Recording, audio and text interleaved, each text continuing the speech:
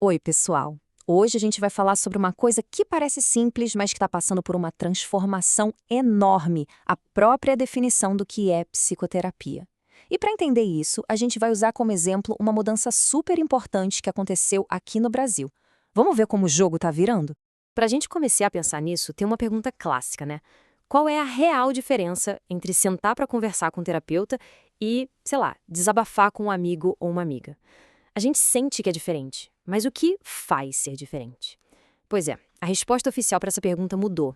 E mudou muito. E é essa jornada que a gente vai fazer agora. E essa história toda que a gente vai contar, ela se desenrola ao longo de mais ou menos 20 anos. Pensa só, mais de 2 décadas de muita, mas muita mudança na prática da psicologia e em como a gente entende a saúde mental aqui no Brasil.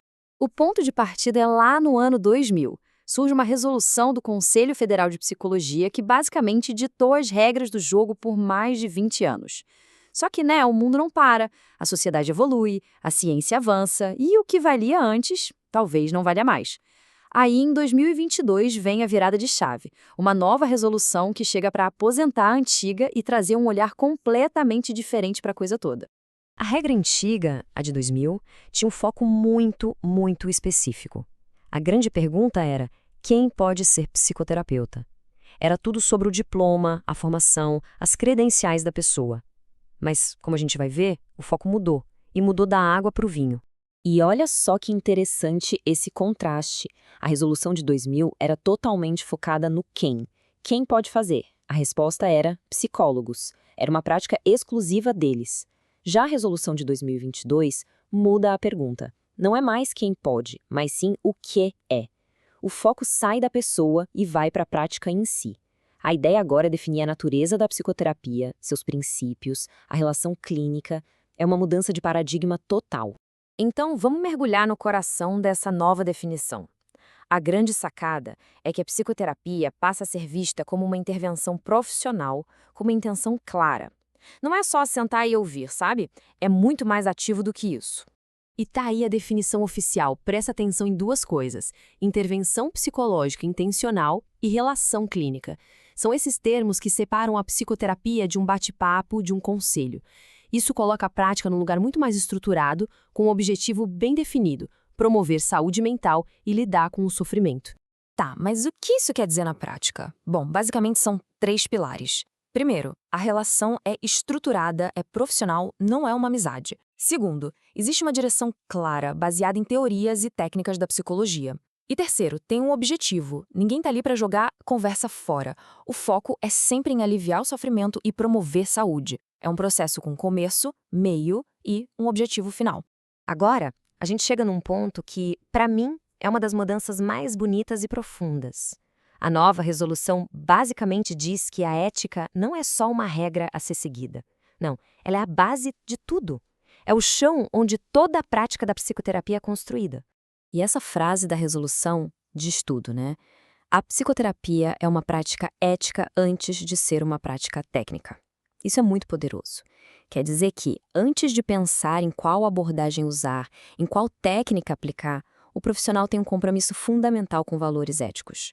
É a bússola que guia todo o trabalho.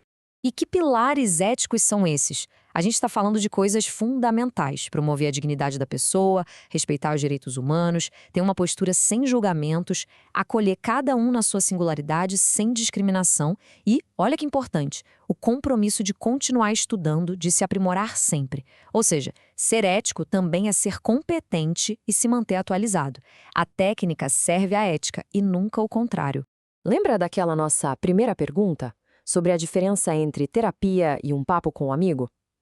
Pois é agora que a gente vai ver os elementos que tornam essa diferença super clara, preto no branco. Uma prática profissional de verdade tem uma estrutura, tem um contrato terapêutico que define os limites e as responsabilidades de cada um. Tem objetivos definidos, tem registro das sessões para garantir a continuidade. Tem também a responsabilidade do profissional de saber até onde ele pode ir e quando precisa encaminhar o caso. E claro, o sigilo. O sigilo não é só uma promessa de não vou contar para ninguém. É a condição essencial para que a relação de confiança possa existir. E para fechar essa nossa análise, tem uma última grande mudança que é simplesmente sensacional.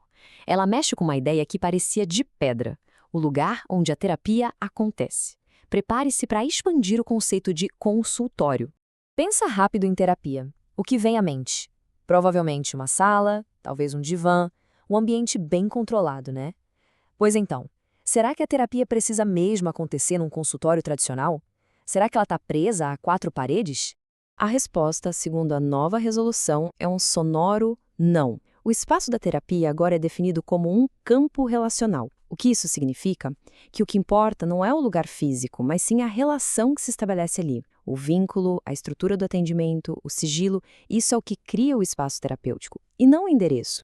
E as consequências disso na prática são gigantes. De repente, a terapia é legitimada em todo lugar, dentro de um hospital, numa escola, num projeto social na comunidade e, claro, no mundo online. Isso abre um leque de possibilidades incrível. O que importa é a qualidade da relação clínica, não importa onde ela aconteça. Então, se a gente fosse resumir tudo isso numa única ideia, seria esta. A grande mudança foi sair de uma descrição de cargo, de quem pode fazer, para uma definição profunda do que é a relação clínica. É uma virada de chave fundamental. E isso, claro, nos deixa com uma pergunta para o futuro, né?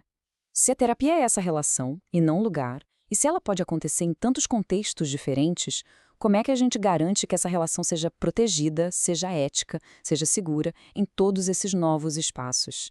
Esse é o grande desafio que fica.